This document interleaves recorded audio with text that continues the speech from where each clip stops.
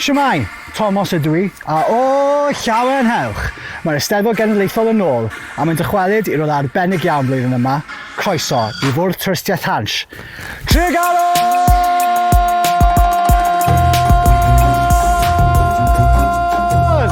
I ddechrau gyda, mae sgwâr Tregaron, Times Square, canolbarth Cymru. Tu ôl i fi, mae tafarn hanesyddol y Talbot, lle gorau i gael bwyd, peint, a sgwrs amdano. Fi chi mas trwy wythnos? Un o ysteion enwocaf y Talbot oedd Drwy'r Elephant. Basically, yn 18 rhywbeth, na syrcas oedd trwy Tregaron a nath Drwy'r Elephant yfed dŵr oedd yn contaminated a ddim arw ar y spot. So be wnaethon nhw, oedd claddu Drwy yn y cefn. R.I.P. King. Fi ddim yn dod o Tregaron. Mae mam yn dod o Tregaron. Drychwch arno fi, fi'n hipster sy'n just yn wannabe hambon. Ond Tregaron yw fy hoff le fi yn y byd, ond mae pawb yn rhy brysur gyda Eisteddfod, so chi'n stuck gyda fi. Tu ôl i fi, mae gerflun o Henry Richard, boi clyn o Tregaron, really. Fe oedd ysgrifennydd y Gymdeithas Heddwch am ryw 40 mlynedd, a dde'n advocate mawr yn erbyn caethwasiaeth. Go on, Henry, lad! Ffaith diddorol am Henry chi.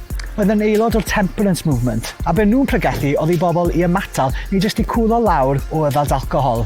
Dyna pam mae gefn tuag at y Talbot. Pob lwc dweitha Janet i gwlo lawr ar y sofi bees yn yr Eisteddfod ddo, Henry.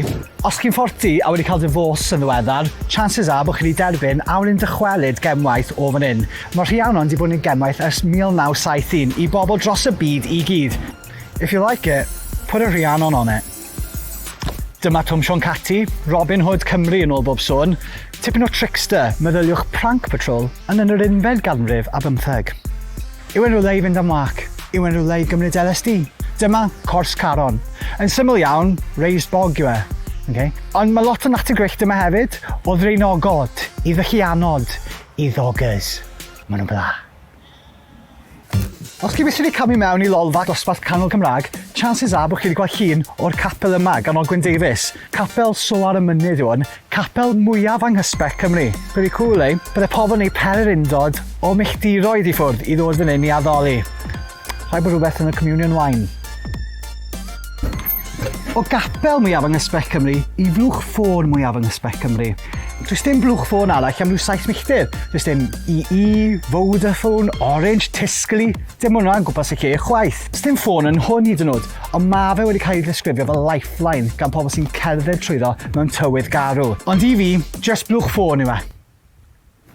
Heb ffôn. Nawr te, Llymbrianna, man-made reservoir i'r gogledd o Tregaron. Os chi'n mynd ar YouTube, newch chi weld llwyth o bobl yn mynd lawr hwn mewn kayaks. Mae gyda fi nodyn o'r gwmni cynhyrchu sy'n dweud dyw e ddim yn cool, rad, nali, na epic. Mae fe jyst yn erbyn y gyfraith. Hyffach o flow. Un o bethau mwyaf syfardanol nath ddigwydd yn Tregaron oedd Operation Julie, un o drug raids LSD mwyaf erioed.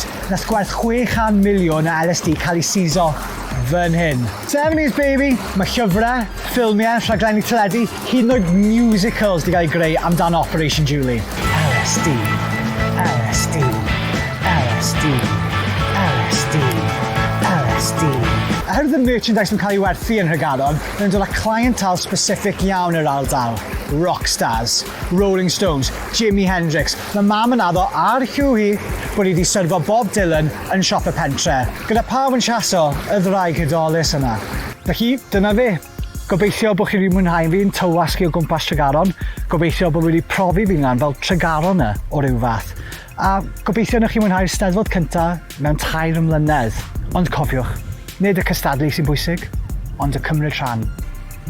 A'r Covid, wnaeth chi probably ddal.